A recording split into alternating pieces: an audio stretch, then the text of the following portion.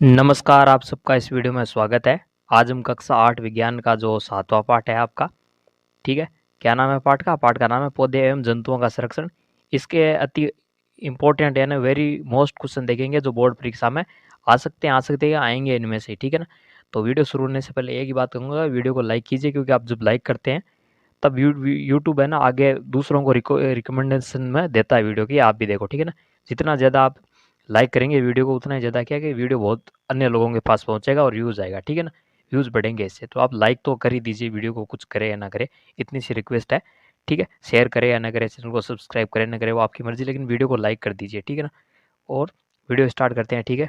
बिना टाइम गवाए। अभी आपको चल जाएगा पता कि कितने बढ़िया-बढ़िया प्रश्न है, ठीक है? पहला प्रश्न है आपकी स्क्रीन पर, वनोन्मूलन क्या है? तो इसका उत्तर है किसी निश्चित उद्देश्य की पूर्ति के लिए वनों को समूल नष्ट कर देना वनोन्मूलन कहलाता है। यानी कोई उद्देश्य होता है, उसके लिए क्या है कि उस उद्देश्य की पूर्ति के लिए वनों को ना समूल नष्ट कर देना क्या है? वनोन्मूलन कहलाता है। दूसरा प्रश्न देखते हैं कि सूखा पड़ने के क्या कारण है? तो पृथ्वी के ताप में वृद्धि से जल चक्र का संतुलन बिगड़ता है और वर्षा दर में कमी आती है, जिसके कारण सूखा पड़ता है। यानी सूखा है ना, कई दिनों तक बारिश नहीं होना, क्यों नहीं होती? क्योंकि जो जल चक्र है वो क्या है, उसका बैलेंस बिगड़ जाता है और वर्षा दर में कमी आती है, कहीं ज़्यादा होती है, कहीं कम होती है। जहाँ कम होती है तो वो सूखा पड़ जाता है, ठीक है? तीसरा प्रश्न देखते हैं, उस गैस का नाम बताइए जो पृथ्वी द्वारा उत्सर्जित ऊष्मीय विकिरणों को ग्रहण कर लेती है। तो ठीक है, तीसरा प्रश्न का उत्तर हो जाएगा कार्बन डाइऑक्साइड गैस और इसका फॉर्मूला इस तरह होता है CO2, ठीक है।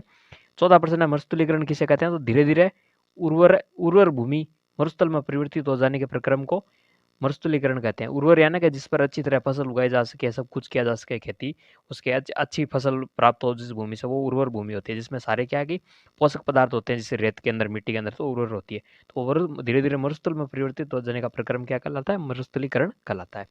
पांचवा है अभयारण्य किसे कहते हैं? तो वह क्षेत्र जहाँ जंतु और उनके आवास किसी भी प्रकार के विक्षोभ से सुरक्षित रहते हैं। यानी अभयारण्य क्या है, कोई जंतु की जाति होती है, उसको लेकर कोई छोटे से क्षेत्र में क्या है कि बना दिया जाता है और वहां रहने के लिए रखा जाता है, ठीक है ना?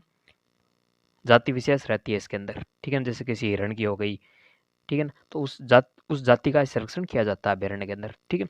छठा प्रश्न है जैव विविधता का क्या अर्थ है? तो किसी क्षेत्र विशेष में पाए जाने वाले सभी पौधे और जंतुओं और सूक्ष्म जीवों की विभिन्न प्रजातियां क्या है? जैव विविधता कहलाती है। जैव विविधता है ना कि जीवों में पाई जाने वाली विविधता है ना, कि उस क्षेत्र में पेड़ पौधे कितने हो गए, जंतु हो गए, सूक्ष्म जीव हो गए, सारे क्या है? जैव विविधता के अंतर्गत आते हैं। सातवां प्रश्न है वनस्पति जात क्या है? तो किसी क्षेत्र विशेष में पाए जाने वाले पेड़ पौधों को क्या कहते हैं? वनस्पति जात कहते हैं। वनस्पति जात यानी वनस्पति की जात है ना, कि पेड़ पौधों की किसमें? क्षेत्र विशेष में, ठीक है ना? तो वो क्या कहलाती है? वनस्पति जात कहलाती है। आठवां प्रश्न है प्राणी जात किसे कहते हैं? तो किसी विशेष क्षेत्र में पाए जाने वाले जीव जंतुओं को उस क्षेत्र का क्या है? प्राणी जात कहते हैं। प्राणी जात कहते हैं, ठीक है ना? यानी कि क्षेत्र विशेष में अगर जो प्राणी पाई जाती है, प्राणी जात यानी प्राणियों की जात है ना, कि जो कोई विशेष क्षेत्र में पाए जाने वाले विशेष जंतु, ठीक है।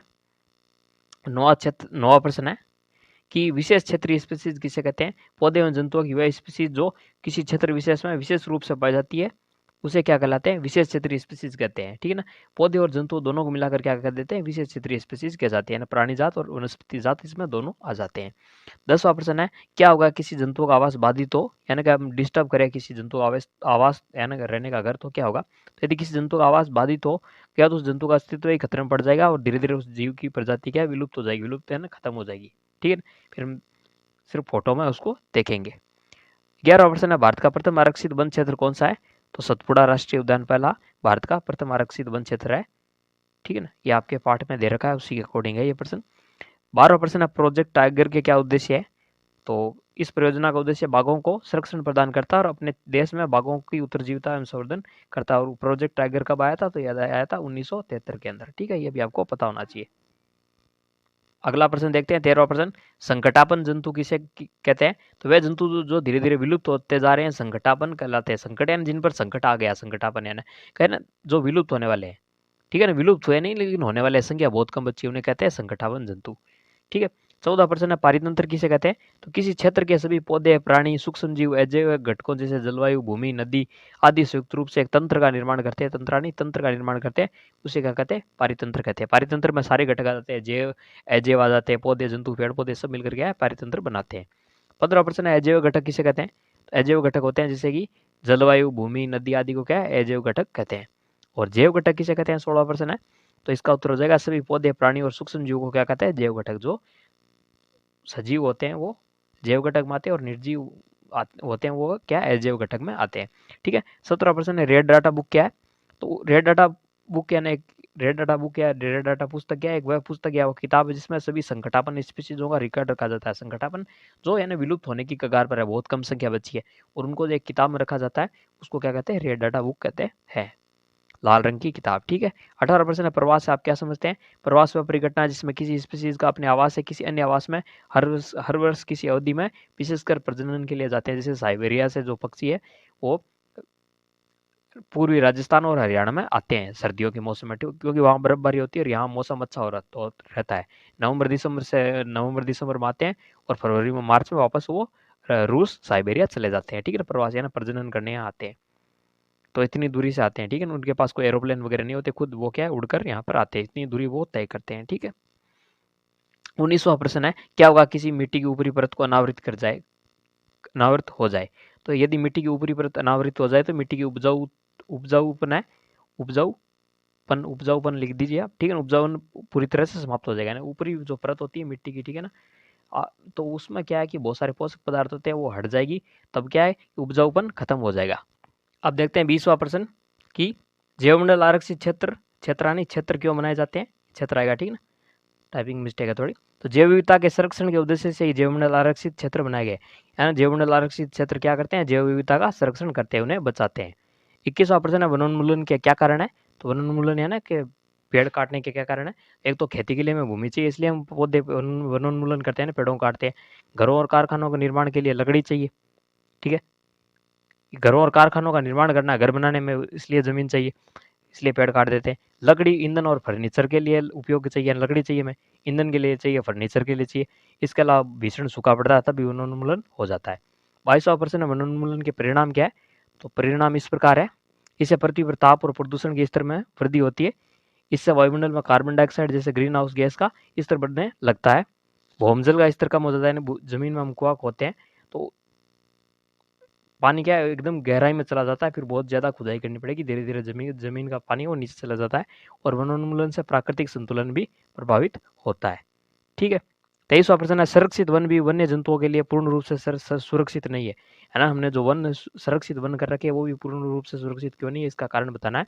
तो संरक्षित वन भी वन्य जंतुओं के लिए पूर्ण रूप से सुरक्षित नहीं है क्योंकि इनके आसपास के क्षेत्रों में रहने वाले लोग क्या है वनों पर अतिक्रमण कर उन्हें नष्ट कर लेते हैं ना, उन जमीन को कब्जा लेते हैं, पेड़ काट लेते हैं और काट लेते हैं, घर बना लेते हैं। ठीक है ना आसपास, तो वो भी सुरक्षित नहीं है।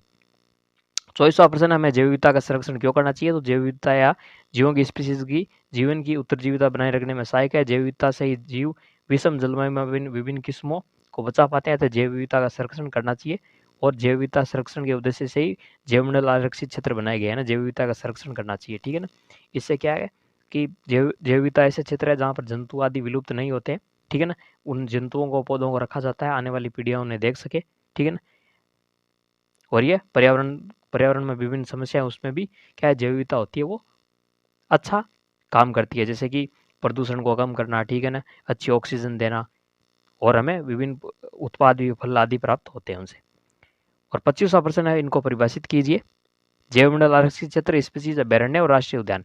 तो जैवमंडल आरक्षित क्षेत्र वन्य जीवन पौधे जंतु संसाधनों और उस क्षेत्र के आदिवासियों के पारंपरिक ढंग से जीवन यापन हेतु विशाल संरक्षित क्षेत्र क्या कहलाता है? जैवमंडल आरक्षित क्षेत्र कहलाता है। स्पीशीज क्या सजीवों की समष्टि का वह समूह जो एक दूसरे से अंतर्जनन करने में सक्षम होते हैं। अभयारण्य वह क्षेत्र जहाँ जंतु उनके आवास में किसी प्रकार के विक्षोभ से सुरक्षित रहते हैं। और राष्ट्रीय उद्यान वन्य जंतुओं के लिए आरक्षित क्षेत्र जहाँ वह स्वतंत्र और निर्बाध रूप से आवास और प्राकृतिक संसाधनों का उपयोग कर सकते हैं। तो ये 25% थे। वीडियो अच्छा लगे तो इसको लाइक कीजिए, शेयर कीजिए और चैनल को सब्सक्राइब कीजिए। Thanks for watching.